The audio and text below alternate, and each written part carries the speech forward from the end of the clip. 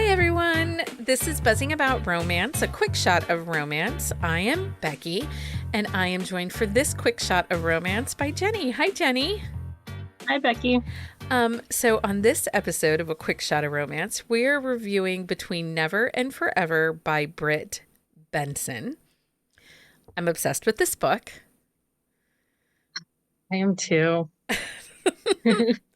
I was super lucky. I had the opportunity back in June of 2023 to do a happy hour with Brit, and you can go back and watch that. And we talked a little bit about how she thought this book out. It is spoiler free.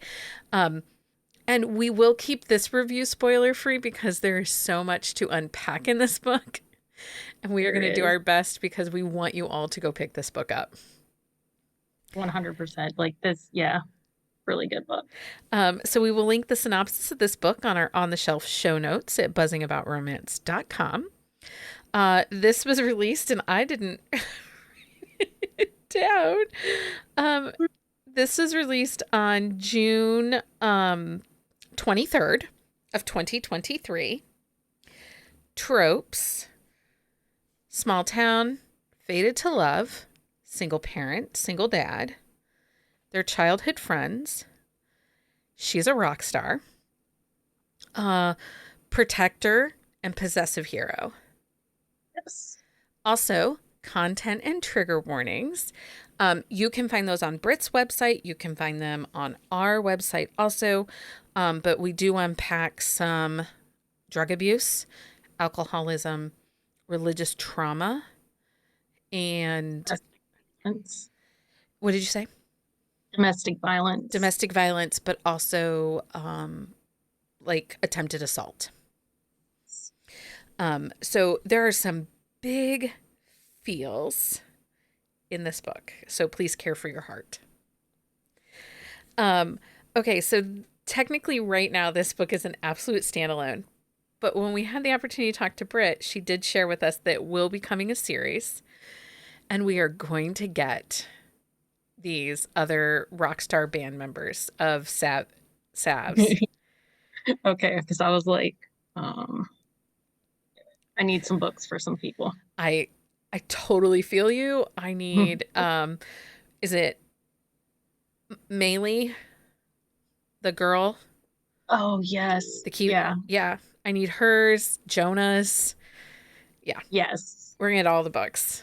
She promised. So put out percentage on this book. So this book is kind of in two parts. Well, three parts, actually. Wouldn't you say 3 parts? Yeah, she divides it into 2, right? Right. Then and now. Yeah. So in the first part of the book, we get our hero and heroine, Levi and Savannah, as adolescents and then again as 18-year-olds. Savannah does run away from her home life at the age of 15. Yep. And she does not have a good home life. So let's talk about, well, is there anything else? There's no third act breakup in this book. We said to check your content and trigger warnings. Okay. So let's talk about Savannah because she is really dynamic and I have a big fat girl crush on her right now. Right. I can see that. Because she's fierce. Right. Yeah, like you said, they're adolescents when we first meet them, and it's pretty obvious, like right away, she's dealing with a lot of adult things. Yeah. Her mother is an addict. Her mother has a boyfriend who's abusive. She's the poor kid in town. She's barely surviving. And Levi is the son of the local minister, and his parents are, I'm going to say it, religious zealots. Yeah, I was like, his mom is a crazy. Yeah. You know, she's not sparing the rod. And Levi has a hard time, even as an adolescent, understanding how his mother can say one thing, you know, take care of the poor, care for those that need it, all the while telling him, you can't be around Savannah. You can't help her. She's garbage.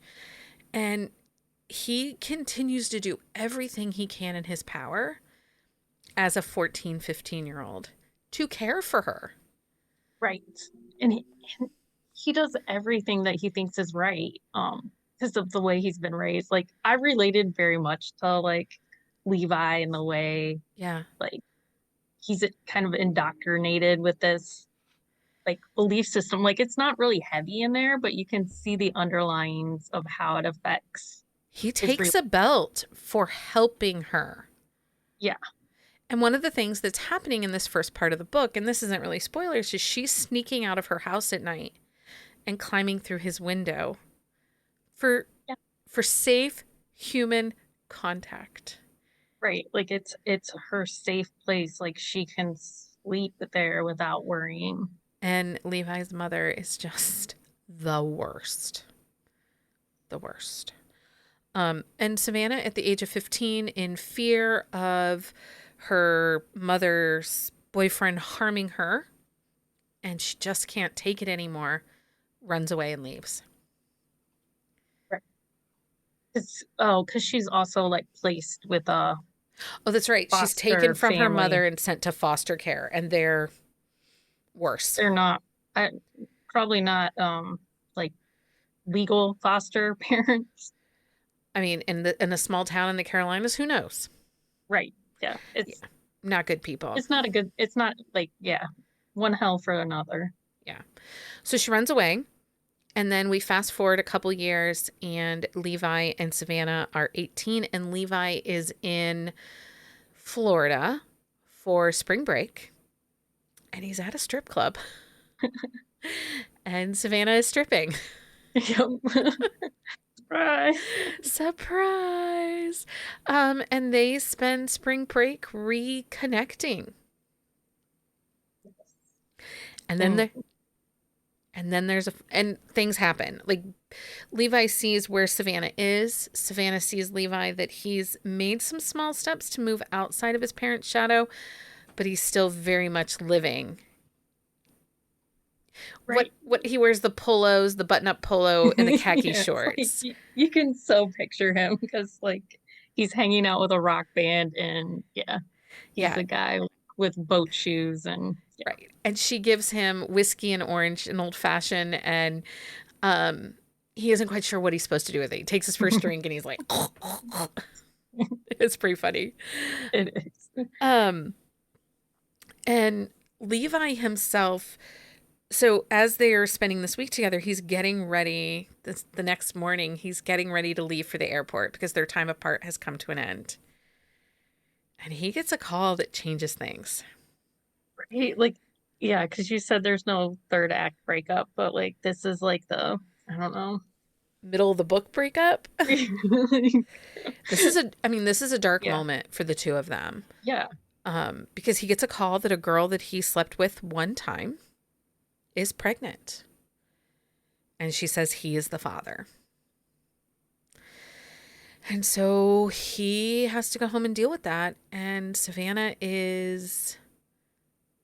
she feels betrayed. Yeah.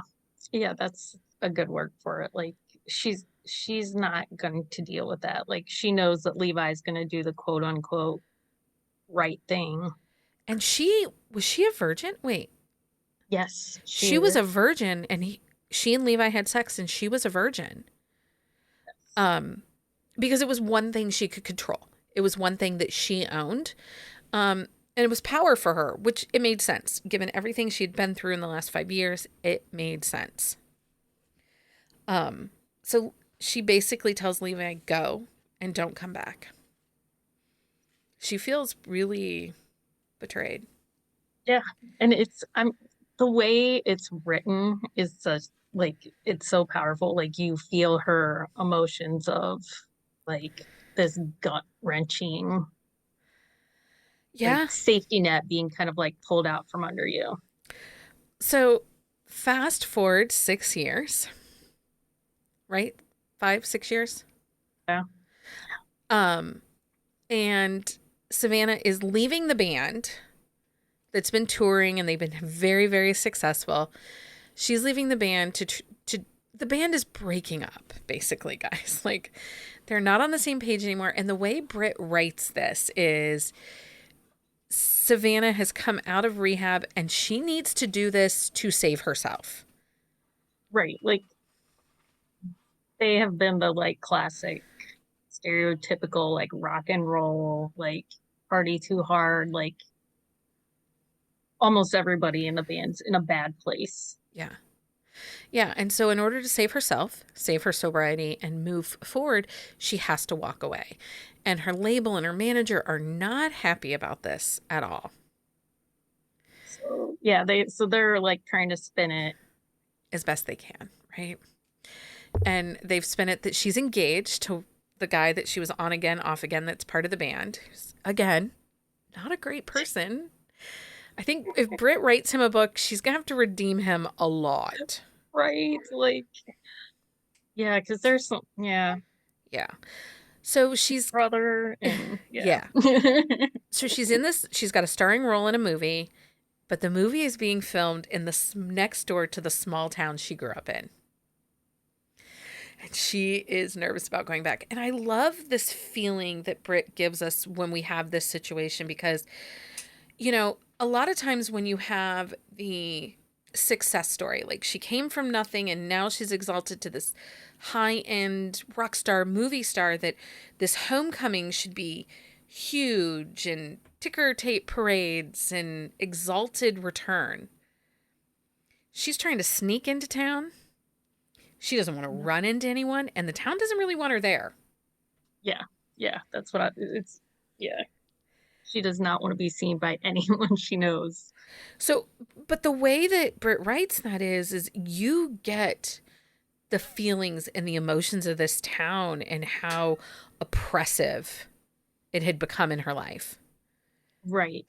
Um, yeah, and the town's like dealing with its own problems like post hurricane. Right. They had had a lot of devastation post hurricane, and the area that was devastated the most was, of course, the poor sections of town. So let's just, so Levi has a daughter. Her name is Bren Lee. She's a hoot in this book. A hoot. She has a word of the day. She's really the boss.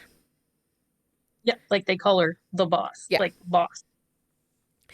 But Levi is not married. He's divorced, but widowed. Right? Were they ever married? They were married. So just Yes. widowed. Yes. Widowed. Brenly lost her mom. And you can read about that in the book.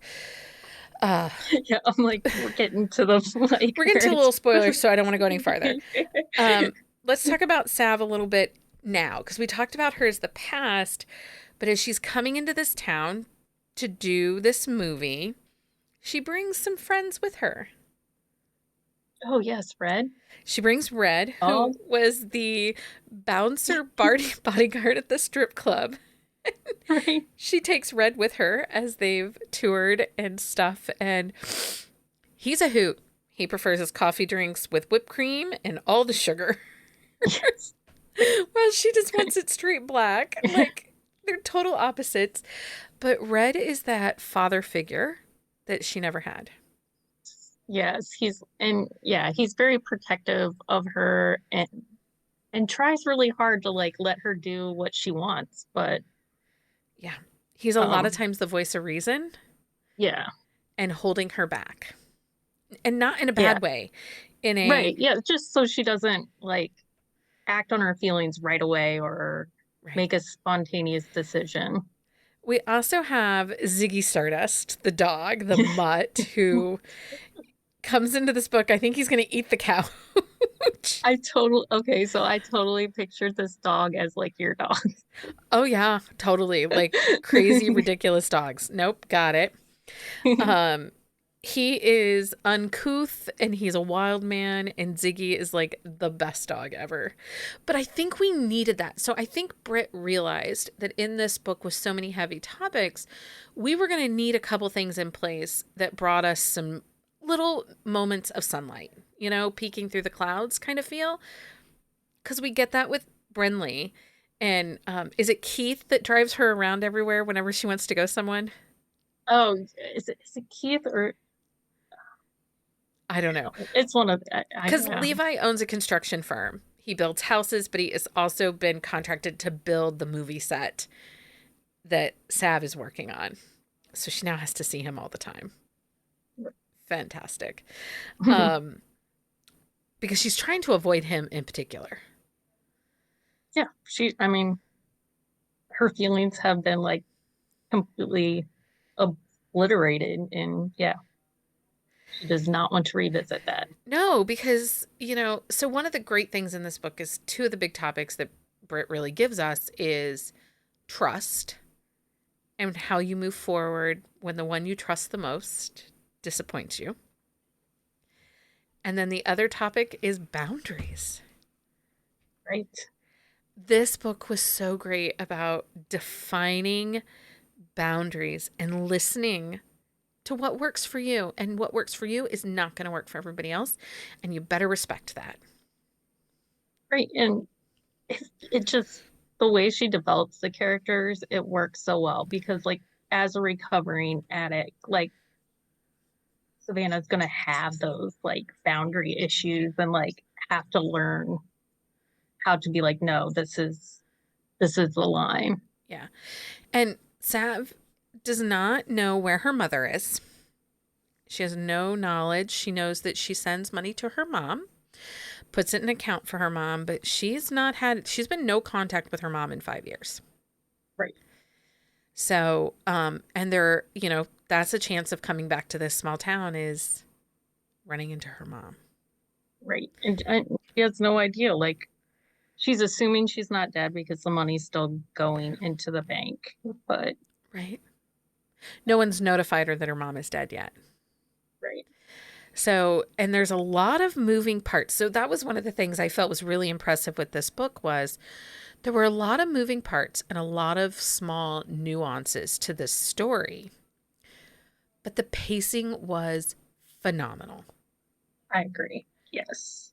It moved forward at a pace that I was in it. I was desperate for the next moment. There was never a time where I was like, what does this have to do with anything? Because Levi has some pet projects.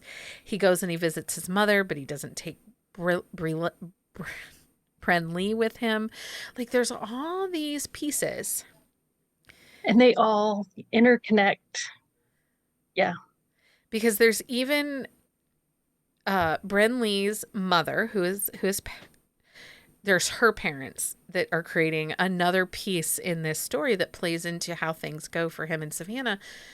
And again, none of it was I like, why do we need that piece? Right. Right. Yeah. So, and in talking with Britt, this is only her 5th or 6th book. Previous to this, there's a duet, and then there are 3 other books, and I think she wrote a novella.